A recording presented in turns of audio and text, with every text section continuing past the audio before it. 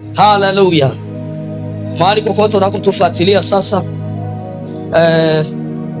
tunaenda kujifunza neno la Mungu. Kumbuka kipindi chetu hewani, nitayainua macho yangu, sawa sawa na kile kitabu cha Zaburi 121 ule mstari wa kwanza na wa pili. Daudi pale anasema, au mzaburi anasema, nitainua macho yangu nitazame milima, msaada wangu utatoka wapi? Mstari wa pili anasema, msaada wake unatoka kwa Bwana. Nasi jioni ya leo msaada wetu unatoka kwa Bwana. Bwana Yesu asifiwe sana. Okay, basi leo nataka tushiriki neno la Bwana hapa. Ujumbe unasema kukumbukwa na Bwana, au Bwana nikumbuke. Kukumbukwa na Bwana au Bwana nikumbuke. Bwana Yesu asifiwe sana. Kukumbukwa na Bwana au Bwana nikumbuke. Bwana Yesu asifiwe. Wana wa Mungu, kama wanadamu wanaweza kukukumbuka, maana yake Mungu ni zaidi. Hujawahi kutana na mtu anasema nimemkumbuka mtu fulani, niliwahi onana naye miaka kadhaa iliyopita, niliwahi soma naye.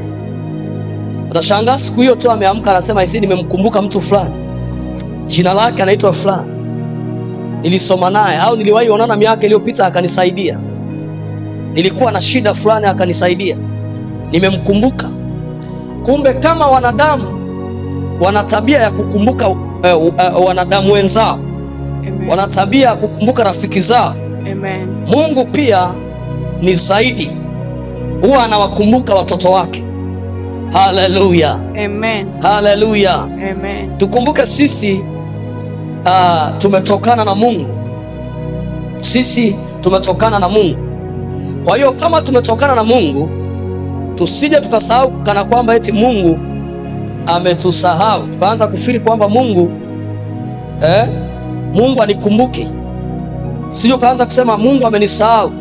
Hapana, Mungu hajakusahau. Bwana Yesu asifiwe sana. Haleluya. Tarudia tena, kama tumetokana na Mungu, Biblia inasema, sikumbuki ni andiko gani, lakini kwenye Isaya anasema, kwa maana ametuchora katika vitanga vya mikono yake. Ametuchora katika vitanga vya mikono yake. Bwana Yesu asifiwe sana. Kumbe kama tumechorwa katika vitanga vya mikono yake, maana yake Mungu anayo hesabu yetu. Mungu anatujua vilivyo. Bwana Yesu asifiwe. Amen.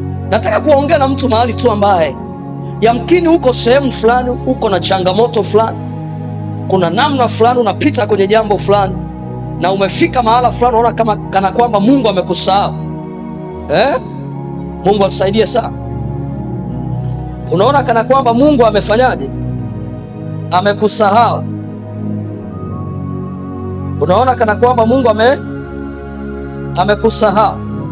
Nataka nikutie moyo kwamba Mungu hajakusahau. Ndio maana kipindi chetu hewani kinasema kinaenda kwa jina ya kwamba nitayainua macho yangu. Bwana Yesu asifiwe sana. Haleluya. Nitayainua macho yangu nitazame milima. Bwana Yesu asifiwe sana. Haleluya, haleluya. Amen. Nataka tuweze kusoma andiko fulani hapa.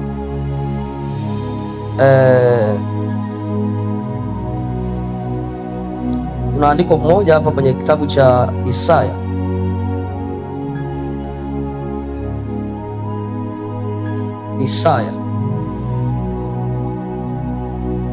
Isaya 49 mstari wa 15 mpaka wa 16. Isaya 49 mstari wa 15 mpaka wa 16. Nataka tusome ili andiko hapa tuone. Kuna kitu anaongea cha muhimu sana hapa, kina maana kubwa mno. Kinaweza kutusaidia leo. Haleluya. Bwana Yesu asifiwe sana. Isaya 49 mstari wa 15 mpaka wa 16. Anasema hivi: Tuanzie tu mstari wa 14. Tuanzie mstari wa 14. Tuanzie mstari wa 14.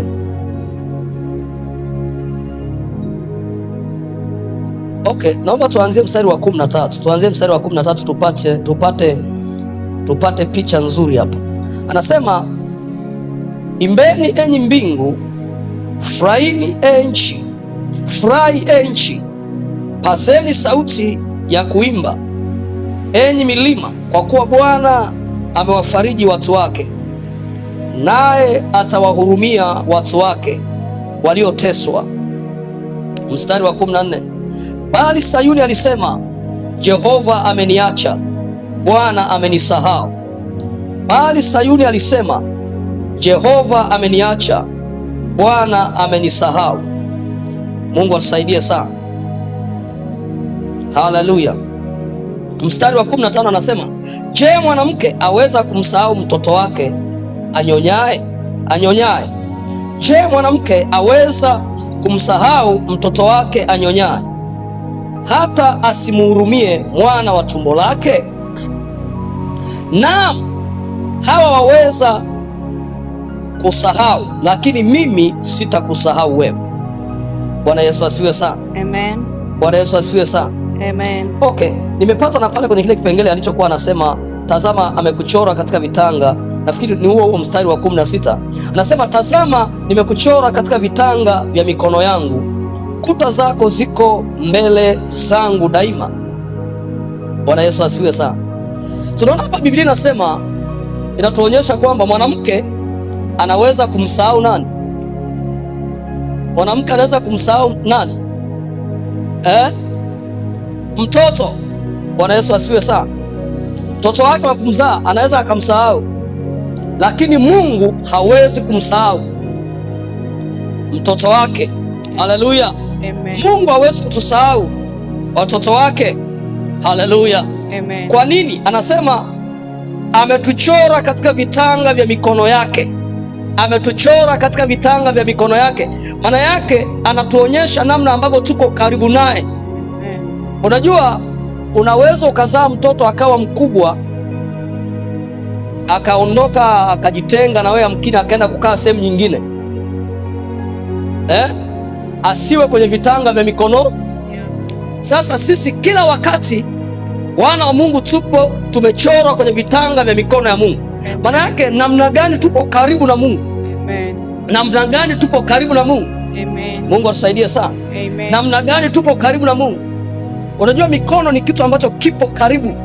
Yaani maana yake Mungu anayo mikono ambayo ametuchora sisi. Sasa fikiria ni watu wangapi ulimwengu mzima waliookoka ambao tayari wamemwamini Yesu Kristo kuwa Bwana na Mwokozi wa maisha yao, na wamechorwa katika vitanga vya mikono yake, na hao wote anawakumbuka, anawajua. Namna gani Mungu hawezi kukusahau. Bwana Yesu asifiwe sana. Amen. Mungu atusaidie sana. Amen. Tunaona ni namna gani Mungu yuko karibu na sisi, namna gani Mungu yuko karibu na wewe.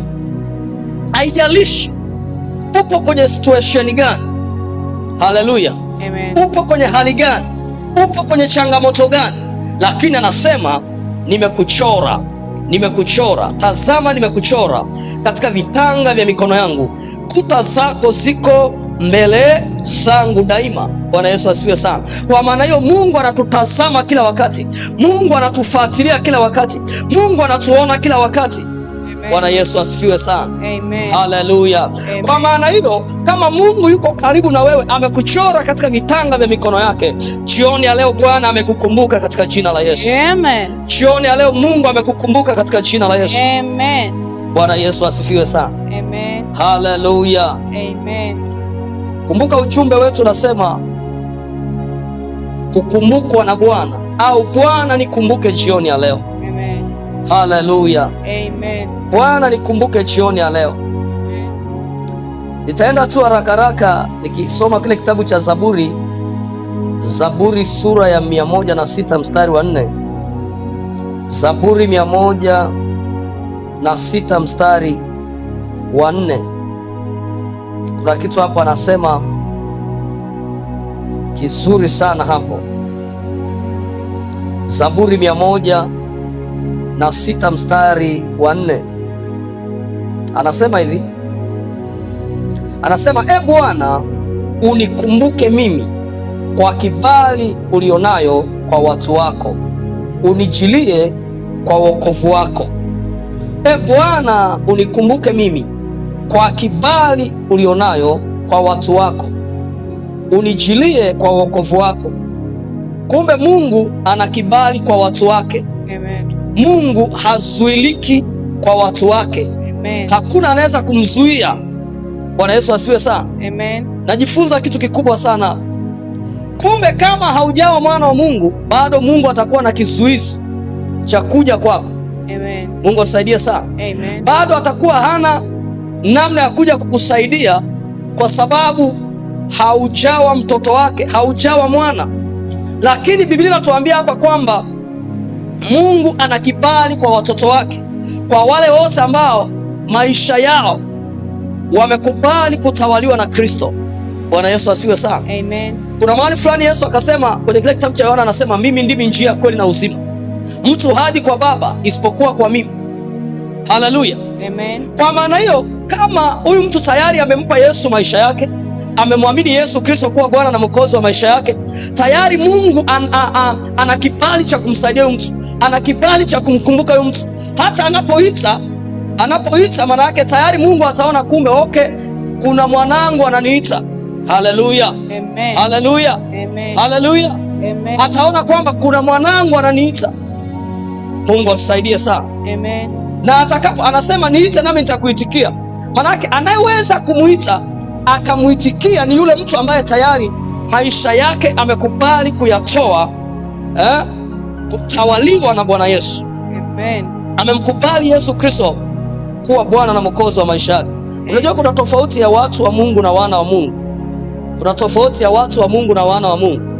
Tunapozungumzia wana wa Mungu ni wale ambao tayari wamezaliwa mara ya pili. Ukisoma kile kitabu cha Yohana sura ya 3 kuanzia ule mstari wa 3 mpaka wa 6 pale utaona kuna mtu mmoja Nikodemo anamuuliza Yesu, mtu anawezaje kuzaliwa mara ya pili? Je, anaweza kuingia kwenye tumbo la mama akazaliwa tena? Yesu akamwambia namna hii ya kuzaliwa sio ya kimwili, kwa sababu tayari kimwili ulishazaliwa, umetokana na Adamu wa kwanza. Lakini namna hii ya kuzaliwa mara ya pili ni namna ambayo inatokana na kumwamini Yesu Kristo. Unazaliwa katika roho wa Mungu. Haleluya. Bwana Yesu asifiwe sana. Kwa hiyo mtu anapozaliwa katika roho wa Mungu tayari anakuwa mwana wa Mungu. Amen.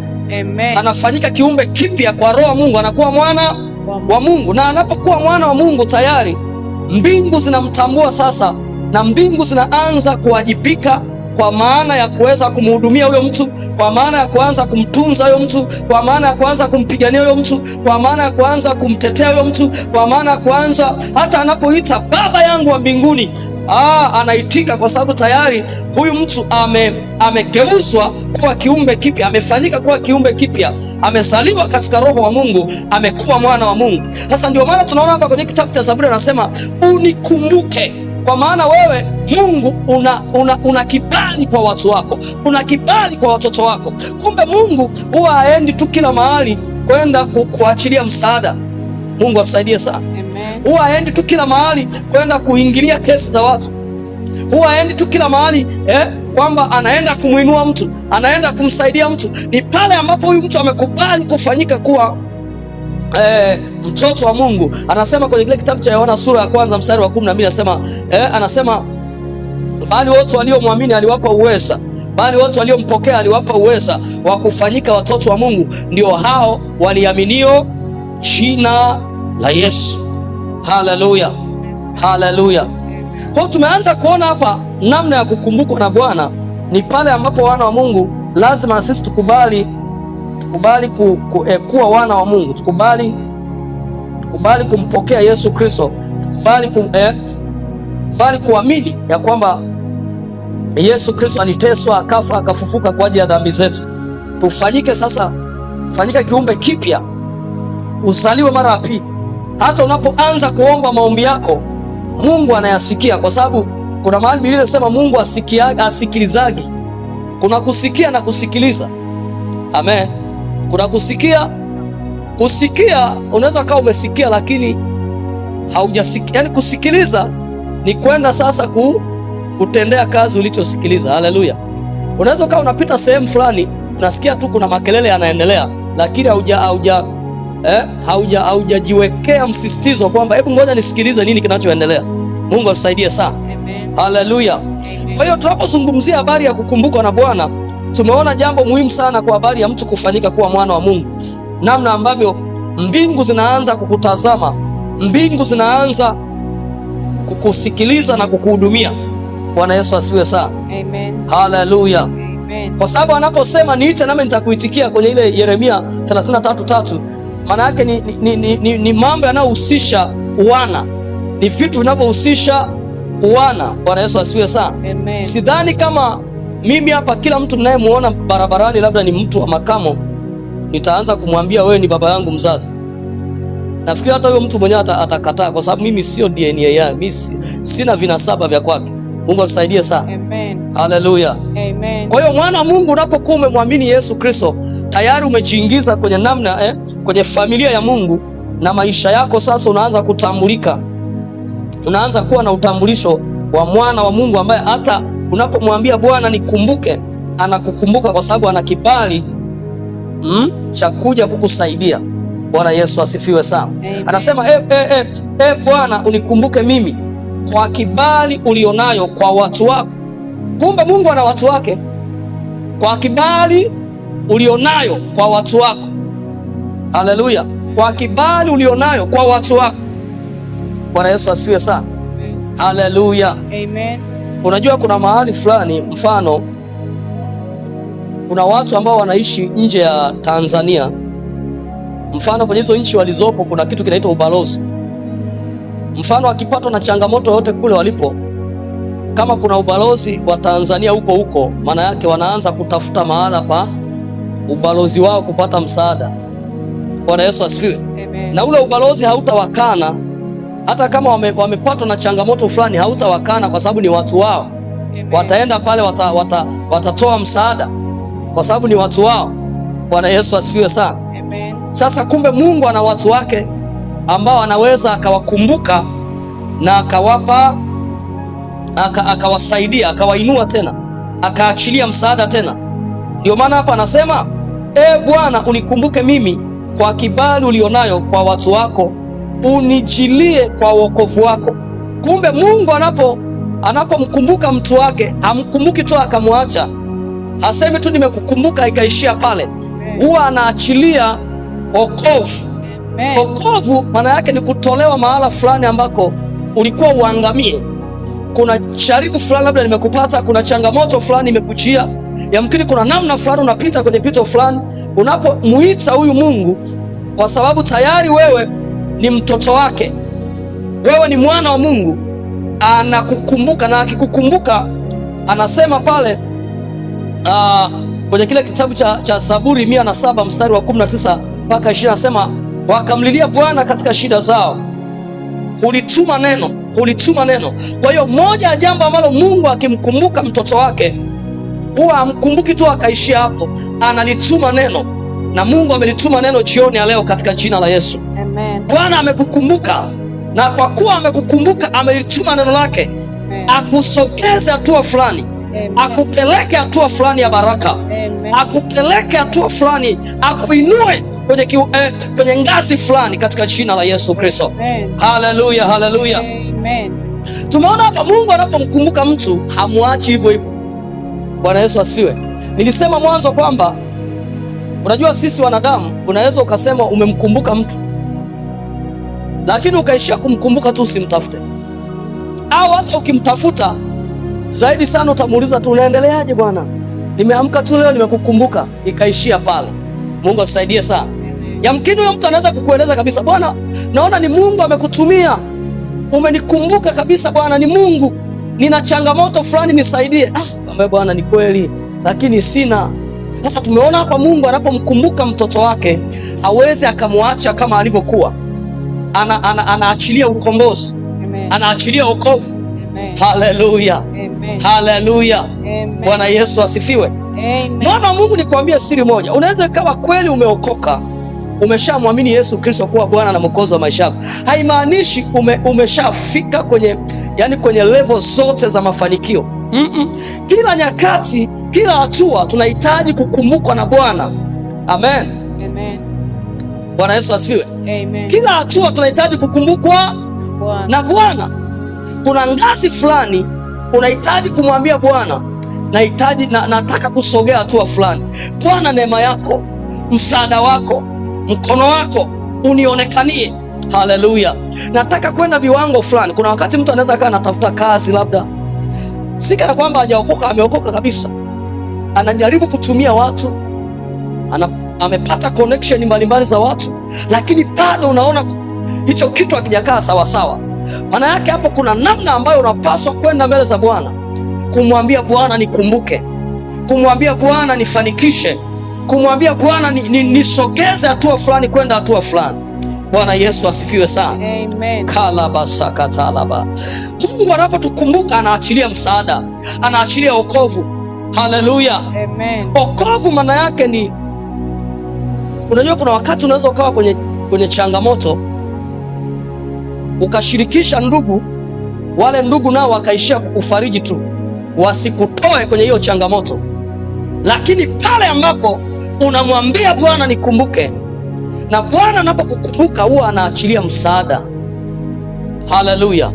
Huwa anaachilia wokovu. Wokovu maana yake ni kukuokoa kutoa sehemu fulani kwenda eneo fulani.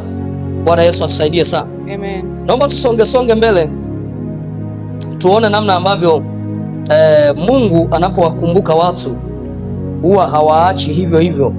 Kuna namna huwa anafanya jambo. Mungu anapomkumbuka mtu huwa hamwachi vile vile. Mungu anapomkumbuka mtu hamwachi vile vile, kwa sababu tu amesema nimekukumbuka. Bwana Yesu asifiwe sana. Ndio maana unaposikia sauti ya Mungu inakwambia mwanangu nimekukumbuka, mwanangu nimekuinua, huwa sio kana kwamba inapotelea tu. Huwa sio kana kwamba Mungu anaweza akasema alafu asifanye kitu. Huwa kuna njia anaweza akafanya. Anaweza akatumia mtu ambaye amkini hata ukutarajia, yule mtu akafanyika kuwa daraja la wewe kwenda hatua fulani. Maana yake ndivyo ambavyo Bwana amekukumbuka. Bwana Yesu asifiwe sana. Amen. Haleluya. Mimi mwenyewe nimekuwa shahidi au nimekuwa shuhuda wa mambo ambayo Mungu anayafanya kwenye maisha yangu. Mahala ambapo Mungu anataka kukupeleka hatua fulani, huwa mara nyingi anainua mtu, mara nyingi anatumia mtu. Bwana Yesu asifiwe sana. Amen. Haleluya. Nimeshuhudia mara kadhaa kwenye huduma, kwenye wito ambao Mungu ameniitia. Unatamani kwenda hatua fulani, Mungu anatumia mtu. Bwana Yesu asifiwe sana. Unataka upige hatua kwenye eneo fulani, Mungu anatumia mtu. Haleluya. Ni kweli kabisa, unakuwa umeomba, umetoka labda kwenye mfungo, umeomba, umekaa kwenye uwepo wa Mungu, umeomba. Mungu atakachokifanya, atakuletea mtu fulani ambaye yule mtu anakuwa amebeba majibu yako, amebeba maswali au amebeba majibu ya maswali yako. Bwana Yesu asifiwe sana. Haleluya. Lakini wewe ulikuwa unamuomba Mungu, Baba nikumbuke, Bwana nionekanie, lakini Mungu anatumia mtu. Praise the Lord. Amen. Bwana Yesu asifiwe. Amen. Haleluya. Kwa mfano, unaweza kuwa unamuomba Mungu kwa habari ya eneo labda la fedha, nataka kufanya kitu fulani, kwenye maono fulani, kwenye jambo fulani. Unamsihi Mungu, Bwana nisaidie, niinue kwenye eneo la kiuchumi. Nahitaji kiasi fulani cha fedha kuweza kufanya jambo fulani. Bwana Yesu asifiwe sana.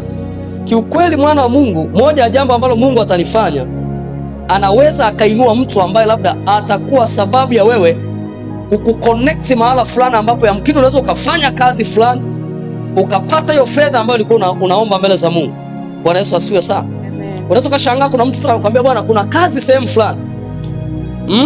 Kuna kazi sehemu fulani. Nenda utapata. Mungu amemtumia huyo mtu.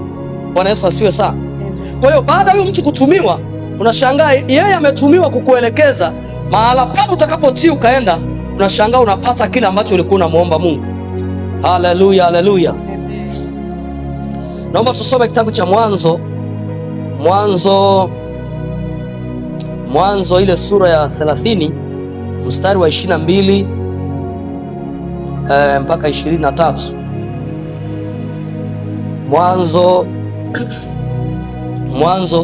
sura 30 mstari wa 22 mpaka 23. Tutasoma hapa, tutaona kitu fulani kizuri. Biblia inasema ya kwamba Mungu akamkumbuka Raheli. Mungu akamkumbuka Raheli. Mungu akamsikia, akamfungua tumbo. Mstari wa 23, akapata mimba, akazaa mwana, akasema Mungu ameondoa aibu yangu. Bwana Yesu atusaidie sana. Tumeona jambo la kwanza, Biblia inasema Mungu akamkumbuka Raheli. Alipomkumbuka Raheli, hakuishia tu kuongea kwamba nimemkumbuka Raheli duniani. Sijajua kama Mungu alikuwa anaongea kwenye utatu kule kwamba jamani tumemkumbuka Raheli. Kumbuka Raheli. Haleluya. Haleluya. Maana yake kwa nini anasema Mungu maana yake aliongea sasa. Sasa walioandika walisikiaje sasa? Kwamba Mungu akamkumbuka Raheli. Bwana Yesu asifiwe sana. Amen. Haleluya. Amen. Haleluya. Anasema Mungu akamkumbuka Raheli. Mungu akamsikia. Maana yake Raheli alikuwa anaomba. Raheli alikuwa anaomba. Raheli alikuwa na dua yake. Raheli alikuwa anamsihi Mungu, Bwana nikumbuke. Bwana Yesu atusaidie sana. Amen. Haleluya. Amen. Tukumbuke Raheli ndio mke wa nani? Wa Yakobo. Si sawa? Mwingine alikuwa anaitwa Lea. Sasa Lea tayari alikuwa na watoto, Raheli hana watoto. Bwana Yesu asifiwe sana. Amen. Anasema Mungu akamkumbuka Raheli, Mungu akamsikia. Baada ya kumsikia akamfungua tumbo. Kalabasakata. Na tumbo maana yake limefunguliwa, kuna nguvu ambayo Mungu anaiachilia. Haijalishi ni nini kimezuia usiende mahali. Endapo Bwana atakukumbuka, atatuma uweza wake, atatuma neno lake, atatuma nguvu yake na kukutoa kwenye kila kizuizi. Amen. Unajua mbele za Mungu hakuna kitu ambacho hakiwezi kutii sauti ya Mungu. Kama milima inaweza kutii sauti ya Mungu. Haleluya. Amen. Bwana Yesu asifiwe. Kama bahari inaweza inatii sauti ya Mungu. Anasema ameiwekea bahari mipaka na bahari haiwezi kuvuka ile mipaka iliyowekwa. Maana yake inatii sauti ya Mungu. Amen. Haleluya. Maana yake ule utasa ulitii sauti ya Mungu. Lakini pointi kubwa, Mungu akamkumbuka Raheli. Kwa hiyo Mungu anapokukumbuka analituma neno lake. Anaachilia nguvu yake. Amen. Kila nguvu ambayo yamkini ilikuwa imekugandamisha, ilikuwa imekufanya ukae hapo muda mrefu, ilikuwa imekufanya ukae kwenye mgandamizo fulani, Bwana anapokukumbuka anaachilia nguvu ya kukutoa hapo kwenye huo mgandamizo, anaachilia nguvu ya kuvunja hiyo nira, na unashangaa umeanza kupiga hatua. Bwana Yesu asifiwe sana. Amen. Kuna mahali fulani kusoma kwenye ile kitabu cha Kumbukumbu la Torati, anasema Mungu akawaambia wana wa Israeli, mlivyozunguka milima hizi, milima Seiri ya tosha, geukeni, kalabasakata, geukeni mshike njia. Maana yake muanze kuwa na uelekeo wa mafanikio, muanze kuwa na uelekeo wa baraka, muanze kuwa na uelekeo wa neema mbalimbali. Haleluya. Mungu akamkumbuka Raheli. Alipomkumbuka Raheli, Raheli hakubaki kama alivyokuwa. Raheli hakubaki na utasa.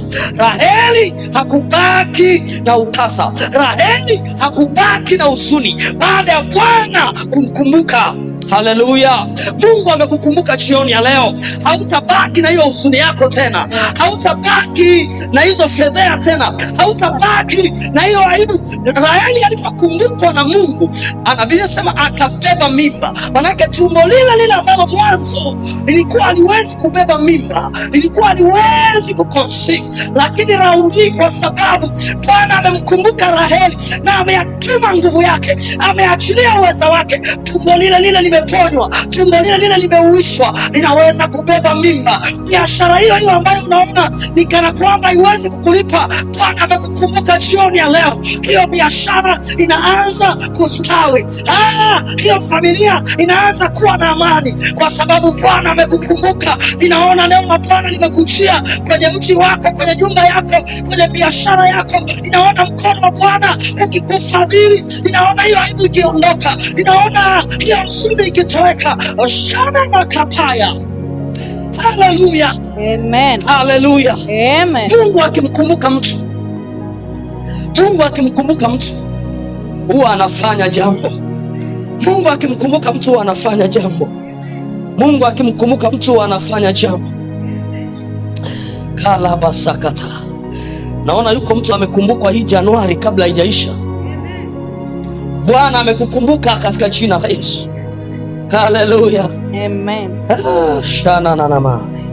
Unaona Raheli, ukisoma huo mstari wa 23 anasema akapata mimba akazaa mwana. Akapata mimba akazaa mwana. Maana yake kuna nguvu iliyomfanya. Unajua mwana wa Mungu tukiangalia kwa kina hapa, Raheli ana mume wake anaitwa nani? Yakobo. Raheli ana mume anaitwa nani? Sika na kwamba walikuwa wakutana na Yakobo. Sika na kwamba walikuwa wakutana na nani? Na Yakobo kama mke na mume. Lakini jambo la muhimu hapa, kulikuwa kuna kifungo kilichokuwa kinazuia tumbo lile lile ambalo lilikuwa linazuia mwanzo. Raundi kwa sababu Bwana amemkumbuka Raheli, tumbo hilo halizuii kubeba mimba. Biashara yako haizuii kukua. Biashara yako haizuii kukua tena. Wachaga hawezi kuizuia tena. Vinyamkera haviwezi kuizuia tena. Ayayayayayayaya. Kalabasakata. Unajua ingelikuwa kana kwamba Raheli kwamba wakati anamuomba Mungu hana mume, tungesema Raheli sasa alikuwa anaomba nini wakati hana mume? Sasa angeipataje mimba hana mume? Alikuwa naye. Alikuwa naye. Alikuwa hapo Yakobo. Bwana Yesu asifiwe. Maana yake kama hawa ni wake wawili wa Yakobo, maana yake kama kuna mwingine amejengewa nyumba hapo, na maana yake Yakobo alikuwa na zamu za kuwatembelea wake zake. Leo yuko kwa Raheli, kesho yuko kwa Lea. Mungu atusaidie sana. Bwana Yesu asifiwe. Sasa tunaangalia hapa kuna nguvu ambayo inaweza ikawa imemfunga mtu asiende hatua fulani, asiende kwenye uelekeo fulani wa baraka zake, asiende kwenye uelekeo fulani wa mafanikio yake. Ni mpaka Bwana atakapokukumbuka. Na ndio maana mwanzo nimekuambia ni muhimu sana kuhakikisha wewe una mahusiano mazuri na Mungu, kuhakikisha wewe umeambatana na Mungu, kuhakikisha wewe una ushirika na Mungu, ili Bwana anapokukumbuka anakukumbuka kama mwanae. Haleluya. Haleluya. Ndio maana anasema kwenye ile Zaburi pale, Zaburi 106 mstari wa 4 anasema, unikumbuka mwana wewe unayo kibali kwa watu wako. Unayo kibali kwa watu wako. Kumbe wako watu wanapomuita Mungu, Mungu anawasikia kwa sababu ni watu wake, na anapowasikia anaachilia msaada, anaachilia neema, anaachilia ufungulivu. Naona hiyo neema jioni ya leo. Bwana amekukumbuka, hautabaki kama ulivyokuwa. Sana makapa. Ninaiona neema ya kufushwa. Naiona neema ya kufushwa katika jina la Yesu. Kwa sababu Bwana amekukumbuka jioni ya leo. Naona utasa umeondoka kwenye biashara. Naona utasa umeondoka kwenye mikono yako. Naona utasa umeondoka kwenye uzao. Naona utasa umeondoka katika jina la Yesu. Kwa sababu Bwana anapokukumbuka analiachilia neno lake, analituma neno lake, anakutoa katika maangamizi, anaiondoa huzuni yako, anaondoa kutaabika kwako, anaondoa fedheha. Biblia inasema Bwana alipomkumbuka Raheli akasema, Bwana ameniondolea aibu. Bwana amekuondolea aibu jioni ya leo. In the name of Jesus. Amen. Kalabasakata. Shaladaba. Napenda mno Bwana akamkumbuka Raheli. Hili neno ni kama neno langu leo. Bwana akamkumbuka Emmanuel. Na wewe unaweza ukaweka jina lako. Bwana akamkumbuka Emmanuel. Shaladaba. Na huduma yake ikaanza kuwa na ustawi. Wito wake ukawa ni wito wa baraka. Haya kasakata. Hela masekele busakata. Hila masekeli yana makapa. Hera mashandoli yana makapa. Kalabasakatalaba. Maana yake Mungu alipomkumbuka Raheli, huzuni iliondoka kwa Raheli, fedheha iliondoka kwa Raheli. Raheli akaanza kumtukuza Bwana. Raheli akaanza kumsifu Mungu. Anasema Bwana ameondoa aibu yangu. Mungu anapokukumbuka aibu inaondoka. Mungu anapokukumbuka unaanza kuwa na ujasiri wa kutokea mbele za watu na kusema Bwana amenikumbuka. Hausemi tena ni maombi niliyokuwa naomba tu. Unasema Bwana amenikumbuka. Shika na kwamba Raheli ilikuwa aombe, lakini Bwana alikuwa bado hajasikia. Bwana alikuwa bado hajamkumbuka. Kuna maombi unaweza kama umeshayaomba muda mrefu na unaona ni kana kwamba hamna kitu, lakini Bwana anapokukumbuka Shana makata, unaanza kumtukuza yeye, unaanza kusema Bwana unaweza. Esika na kwamba Raheli hakuwa na mume. Raheli anaye mume wake anaitwa Yakobo, yamkini wanakutana kila siku, hapati mimba. Shana makata, ni kwa sababu kulikuwa kuna roho imefunga kizazi, lakini Bwana alipomkumbuka Raheli, kile kizazi kikabeba mimba, kile kizazi kalaba seke. Yamkini unayo biashara, unayo kampuni ambayo unaona kana kwamba ikupi matokeo. Nataka nikuambie jioni ya leo, Bwana amekukumbuka, amelituma neno lake kwenye hiyo kampuni yako, amelituma neno lake kwenye hiyo biashara yako, amelituma neno lake kwenye hiyo familia yako. Watoto hao ulikuwa unaona kana kwamba hawafaulu vizuri shuleni, maendeleo yao ya kielimu yako sawa sawa. Bwana amelituma neno lake, inaona fahamu zao zinafunguliwa, inaona uelewa wao unarejeshwa, katika jina la Yesu Kristo wa Nazareti aliye hai. Bwana Mungu akamkumbuka na Raheli. Mungu akamkumbuka Raheli. Mungu akamkumbuka Raheli. Mungu amekukumbuka jioni ya leo. Mungu amekukumbuka jioni ya leo. Mungu ametukumbuka jioni ya leo. Hatutabaki kama tulivyokuwa. Hatutabaki kama tulivyokuwa. Kuna neema na iona, kuna ustawi na uona, kuna baraka na ziona. Mungu ametukumbuka katika jina la Yesu. Shalaba kalaba sakata. Ona sasa jambo la ajabu, ukisoma huu mstari wa 24, unaona mtoto ambaye Bwana alimpa Raheli. Anasema mstari wa 24, anasema akamuita jina lake Yusufu, akasema Bwana aniongeze mwana mwingine, akamuita jina lake Yusufu. Manake si ni Yusufu huyu aliyeweza kuwa baraka kule Misri kwa ajili ya wana wa Israeli, kwa ajili ya taifa la Israeli.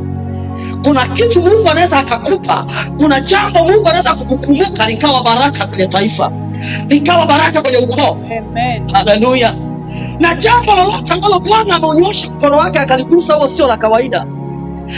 Ndipo tunaona baada ya Mungu kumkumbuka Raheli, huyu Yusufu sio wa kawaida. Haleluya. Haleluya.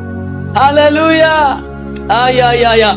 Mungu akukumbuke mwezi huu. Bwana akukumbuke mwaka huu. Na hicho ambacho Bwana atakachokuwa amekukumbuka hakitakuwa cha kawaida.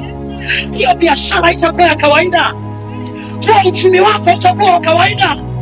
Hao watoto wako watakuwa wa kawaida.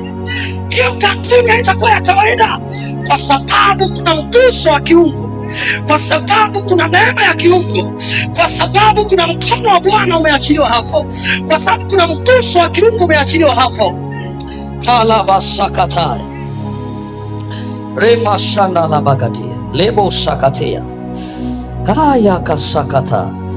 I say Bwana ametukumbuka mwaka huu katika jina la Yesu. Unajua kuna wakati Mungu anaweza akaachilia neno. Ile neno ni neno la kinabii ambalo mtu akilitaka sawa sawa inampeleka hatua fulani, inampeleka kiwango fulani. Bwana Yesu asifiwe sana. Haleluya. Naomba tusonge tena, tusome kitabu cha Mwanzo. Tuende tena Mwanzo sura ya 8. Mwanzo sura ya 8 mstari wa kwanza mpaka wa 5. Yes, haleluya. Mwanzo sura ya 8 mstari wa kwanza mpaka wa 5. Anasema, na Mungu akamkumbuka Nuhu na kila kilicho hai. Na Mungu akamkumbuka Nuhu na kila kilicho hai. Najifunza kitu hapo. Mungu akikukumbuka wewe haishi kwako, na kila ulicho nacho kinakuwa kimekumbukwa. Haleluya. Haiwezekani ukakumbuka wewe baba au mama ikaishia upande wako tu. Mungu anapokukumbuka wewe na kila ulicho nacho kimekumbukwa. Neema ile iliyoachiliwa ndani yako imeachiliwa pia kwenye vitu vyako, imeachiliwa pia kwenye biashara yako, imeachiliwa pia kwenye kazi yako, imeachiliwa pia kwenye uzao wako, imeachiliwa pia kwenye ajira yako. Biblia inasema na Mungu akamkumbuka Nuhu na kila kilicho hai na wanyama wote waliokuwamo pamoja naye katika safina. Haleluya. Haiwezekani Mungu akukumbuke wewe alafu biashara yako bado inadorora. Haiwezekani Mungu akukumbuke wewe alafu familia yako bado iko chini. Haiwezekani Mungu akukumbuke wewe alafu uchumi wako bado uko chini. Haiwezekani Mungu akukumbuke wewe alafu wanyama wako bado wanazaa maposa. Haiwezekani Mungu akukumbuke wewe alafu ule mradi wa kilimo bado unaenda ndivyo sivyo. Mungu anapokukumbuka wewe anakumbuka na vyote ulivyo navyo. Kuna neema ya kiungu inakuwa inatembea. Bwana Yesu asifiwe sana. Haleluya. Haleluya. Amen. Andara masaka. Anasema Mungu akavumisha upepo juu ya nchi, maji yakapungua. Nilikuambia tangu mwanzo kwamba Mungu anapokumkumbuka mtu huwa kuna jambo anaanza kulifanya. Tukumbuke Nuhu alikuwa kwenye hali fulani baada ya Mungu kuwa hajafurahishwa na matendo ya wanadamu, akaachilia gharika ya maji. Sasa tukumbuke Nuhu ndo aliyepata tu neema. Mungu akampa maelekezo baada ya kutii, alipojenga ile safina. Ni kweli wako kwenye safina, lakini kuna aina ya maisha hayaendelei tena. Kuna aina ya miradi ambayo alikuwa nayo Nuhu, labda kilimo na nini, akiendelei tena. Bwana Yesu asifiwe sana. Haleluya. Yamkini Nuhu akiwa ndani ya safina anaomba, Baba nitukumbuke, tumekaa muda mrefu kwenye safina, tumekaa mahali hapa muda mrefu, tukumbuke Bwana, tukumbuke Bwana. Ni kweli kabisa, ni wewe mwenyewe Mungu. Yamkini umeleta hii gharika, umenyesha hii mvua, lakini Bwana tunakusihi rehema zako ziwe juu yetu, rehema zako ziwe juu yetu, rehema zako, huruma zako ziwe juu yetu. Na Mungu aliposikia maombi yake akamkumbuka. Haleluya. Wana wa Mungu, kwenye kukumbukwa na Mungu kuna kitu kinaitwa kumkumbusha Bwana. Anasema enyi wenye kumkumbusha Bwana msiwe na kimya. Kuna mambo Mungu anaweza kama amekusemesha miaka mingi. Kuna ahadi ambazo Mungu anaweza kama amekusemesha miaka mingi. Kama ukikaa kimya haitakuwa, hazitatendeka. Ni mpaka pale tunapomwambia Bwana ulisema, Bwana ulisema, Bwana ulisema. Enyi wenye kumkumbusha Bwana msiwe na kimya. Haleluya. Amen. Haleluya. Amen. Haya ndala basakata yela mayaka sotoriama. Biblia inasema baada ya Mungu kumkumbuka Nuhu, Mungu akavumisha upepo juu ya nchi, maji yakapungua. Haleluya. Maji yakafanyaje? Yakapungua. Maji yakapungua. Maana yake tunaanza kuona Nuhu sasa anaanza kurejeshwa kwenye nafasi yake, kwenye hali ya mwanzo. Bwana Yesu asifiwe sana. Kwenye maisha yake anayotakiwa kuwa. Praise the Lord. Anasema mstari wa pili, chemichemi za vilindi zikafungwa. Nani anayezifunga? Mungu mwenyewe, kwa sababu amemkumbuka nani? Nuhu. Haleluya. Haleluya. Kila chemichemi za mabaya, kila chemichemi za uharibifu, kwa sababu Bwana amekukumbuka, amezifunga jioni ya leo. Kila chemichemi za changamoto, kwa sababu Bwana amekukumbuka, amezifunga jioni ya leo, katika jina la Yesu Kristo. Kama ni wewe uliyekumbukwa na Bwana, sema amen. Amen. Haleluya. Amen. Anasema chemichemi za vilindi zikafungwa, maana yake vyanzo vya matatizo vikafungwa, vyanzo vya misiba Bwana akazifunga, vyanzo vya magonjwa vikafungwa, vyanzo vya umasikini vikafungwa, vyanzo vya fedha vikafungwa. Anayeshughulikia ni nani? Ni Mungu mwenyewe, kwa sababu amemkumbuka Nuhu. Ni Mungu mwenyewe, kwa sababu amekukumbuka jioni ya leo.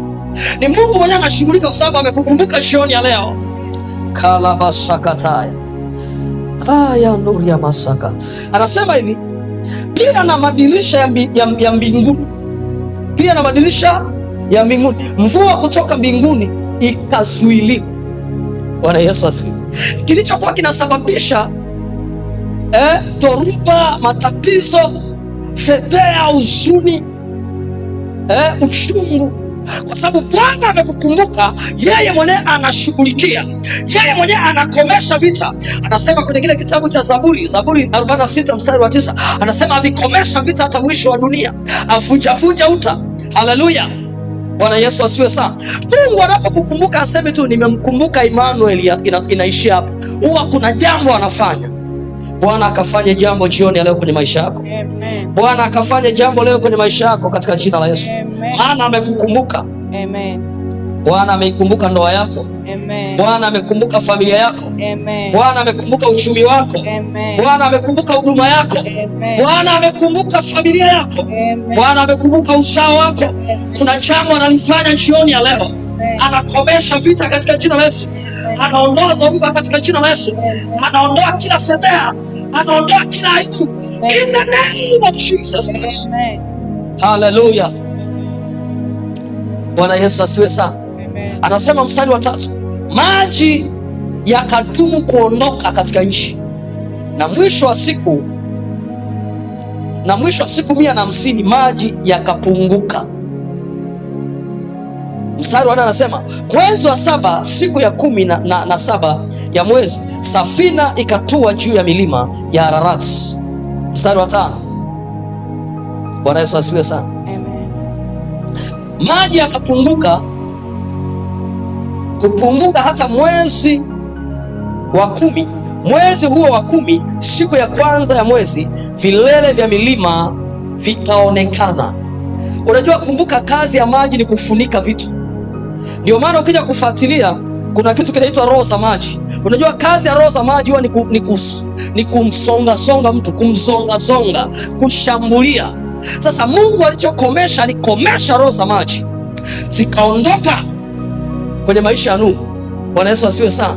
Naona roho za maji Bwana anazikomesha jioni ya leo. Kila roho za maji ambazo ziliinuka kwenye biashara, kila roho za maji ambazo ziliinuka kwenye familia, kila roho za maji ambazo ziliinuka kwenye afya yako, kila roho za maji ambazo ziliinuka kwenye uchumi wako, naona Bwana anazikomesha jioni ya leo katika jina la Yesu Kristo, katika jina la Yesu Kristo. Hebu anza kuomba sasa, tumia walau dakika 2, mwambie Bwana, najua umenikumbuka jioni ya leo. Najua Bwana umenikumbuka jioni ya leo. Kwa sababu umenikumbuka jioni ya leo, Bwana usika kwenye kila hatua ya maisha yangu. Bwana usika kwenye kazi yangu. Bwana usika kwenye familia yangu. Bwana usika kwenye uzao wangu. Bwana usika kwenye afya yangu. Kwa sababu umenikumbuka jioni ya leo. Umenituma neno lako Bwana. Umenituma neno lako Bwana linigange katika jina la Yesu Kristo. Rabashanda labakapa. Eria masakata. Mungu alipowakumbuka watu hakuacha kama walivyokuwa. Alifanya jambo kwa sababu Bwana amekukumbuka jioni ya leo. Amenituma neno lake akufushe mahala fulani. Amenituma neno lake akutoe kwenye hali ya mateka. Amenituma neno lake akutoe kwenye hali ya kuonewa katika jina la Yesu Kristo. Ramasakataya. Eria masakata. Bwana asante kwa sababu ya neno lako. Asante kwa sababu Bwana umenituma leo kumtoa mtu mahala fulani kwenye hali ya maangamizi, kwenye hali ya fedheha, kwenye hali ya usuni, kwenye hali ya kuonewa katika jina la Yesu Kristo. Asante Yesu kwa ajili ya neema yako. Asante Bwana kwa ajili ya kulituma neno lako jioni ya leo. Maana yuko mtu umemkumbuka. Na wewe ambaye unanifuatilia hujampa Yesu maisha yako, nifuatishe tu maneno haya. Sema, e Bwana Yesu, ninakuja mbele zako. Mimi ni mwenye dhambi. Samehe dhambi zangu zote. Futa jina langu katika kitabu cha hukumu. Andika jina langu katika kitabu cha uzima wa milele. Kuanzia leo na kupokea, e Bwana Yesu, uwe Bwana na Mwokozi wa maisha yangu. Nifanye kuwa mwanao katika jina la Yesu Kristo. Amen. Umeokoka sasa, na Bwana anaingilia kati maisha yako. Bwana anaingilia kati familia yako. Bwana anaingilia kati watoto wako. Bwana anaingilia kati biashara zako. Bwana anaingilia kati kila kitu chako katika jina la Yesu. Usiache kutufuatilia katika mitandao yetu ya kijamii. YouTube kwa jina la Pastor Emmanuel J. Kiula. Facebook kwa jina la Emmanuel James Kiula. Instagram kwa jina la Pastor Emmanuel J. Kiula. TikTok kwa jina la Emmanuel J. Kiula. Mungu akubariki sana. Pia kuna namba zetu zipo hapo kwenye screen. Tunaweza kuwasiliana kwa ajili ya maelekezo zaidi. Unaweza pia kuwa mshirika wetu tukakulea katika jina la Yesu Kristo kwa msaada wa Mungu. Na pia unaweza ukawa sehemu ya kusapoti huduma hii mtandaoni. kwa kutuma sadaka yako ambayo tunaweza kununua bando, kuweka bando kwa ajili ya kuwa hewani. Mungu akubariki sana na Mungu akuinue katika jina la Yesu Kristo. Amen.